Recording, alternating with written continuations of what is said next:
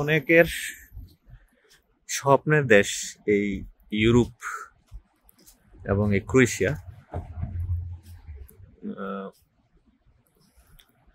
দীর্ঘদিন অনেকে ঘুরছেন ইউরোপে আসার জন্য এবং এই স্বপ্নের দেশের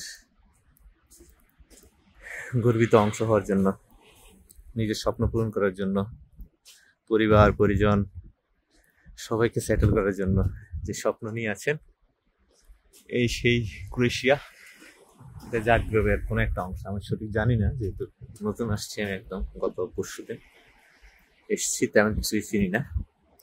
এই মেইন সড়কের পাশে দেখেন কত সুন্দর করে রেখেছে, পাশে বেঞ্চি আছে, মানুষ চাইলে বসে বসে বিশ্রাম নিতে পারে, হাঁটাচলা করতে পারে, গাছ গাছাড়িতে ভরা, একদম একটা প্রাকৃতিক। তবে এখন হলো শীতের একদম শুরু, তারপরেও আজকে শীতের তাপমাত্রা দেখলাম 2, এখন হচ্ছে সকাল 8:30 এবং বাংলাদেশে 1টা বা 1:30 বাজে, 5 ঘন্টা ডিফারেন্স বাংলাদেশ থেকে সময়ের ব্যবধান। তো এখন কনকনে শীত, বাংলাদেশে এত কম তাপমাত্রা কখনো দেখিনি।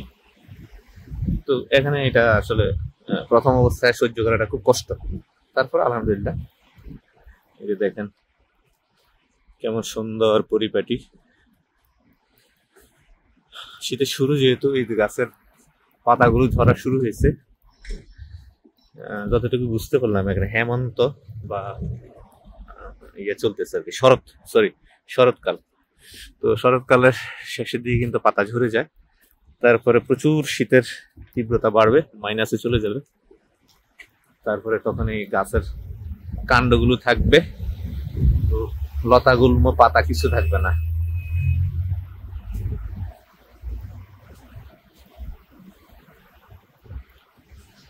সুন্দর আসলে। ওই গল্প কবিতা বা এই ছবিতে দেখতাম, নাটক সিনেমায় দেখতাম ইউরোপ। এই যে এখানে বসে বসে আপনাদের সাথে লাইভ করবো ইনশাল্লাহ। ধরা পাতা দেখছেন?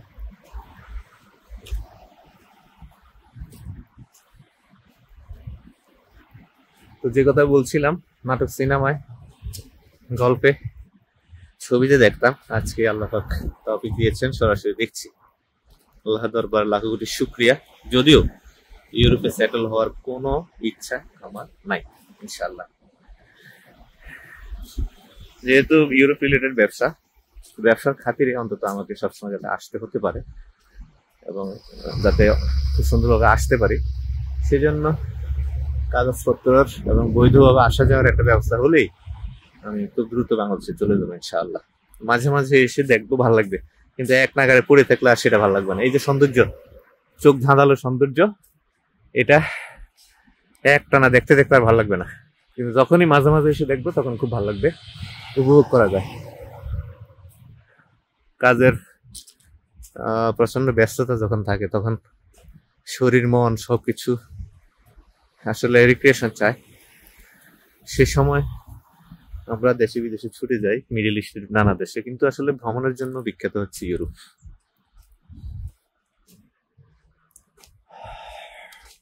যতটুকু হাঁটবো শুধু সুন্দর আর সুন্দর, যতটুকু দেখবেন সুন্দর আর সুন্দর। নাম না জানা এরকম নানা গাছ গাছড়া, যেগুলো কখনো দেখিনি।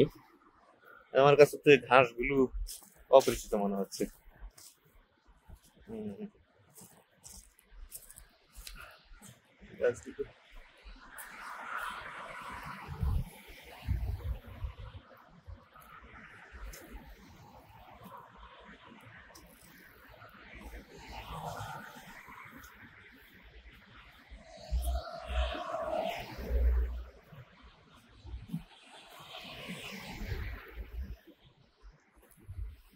এইখানে একটা পার্কের মতো দেখা যাচ্ছে, বাট পার্ক না, হয়তো কোনো অফিস কিংবা কোনো বাসা, সামনের খোলা জায়গা।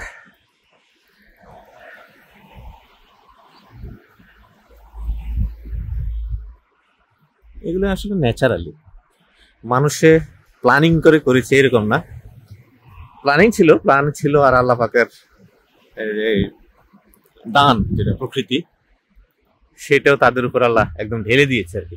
এটা বলেছিল আমাদের বাংলাদেশেও আছে, আপনার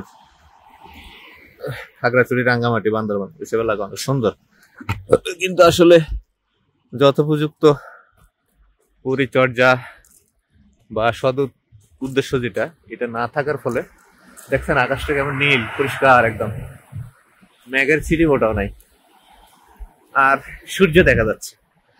প্রথম যেদিন আসছিলাম সেদিন সূর্য ছিল না, একদম কুয়াশা ছিল সারাদিন, এখন সূর্য দেখা যাচ্ছে। আসবে ইনশাল্লাহ, এই যে বেঞ্চিতে বসে বসে আপনাদের সাথে নানা বিষয় শেয়ার করবো ইনশাল্লাহ।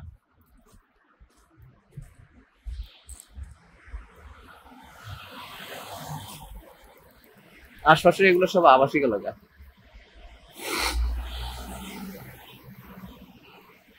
বলছিলাম মানুষের মতো। এটা একটা যাত্রী ছাউনি, দেখেছেন কোথাও বাংলাদেশে এরকম সুন্দর যাত্রী ছাউনি?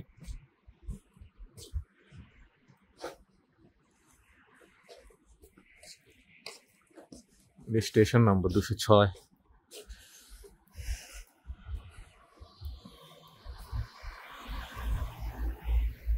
যাই হোক, অনেক ঠান্ডা লাগছে, হাত একদম অবশ হয়ে গেছে। এখনকার মতো বিদায় নিতে চাই, যেহেতু আছি ইনশাল্লাহ বারবার আপনাদের সাথে যুক্ত হবো ইনশাল্লাহ। সবাই ভালো থাকুন, আল্লাহ হাফেজ, আসসালামু আলাইকুম রহমতুল্লাহ।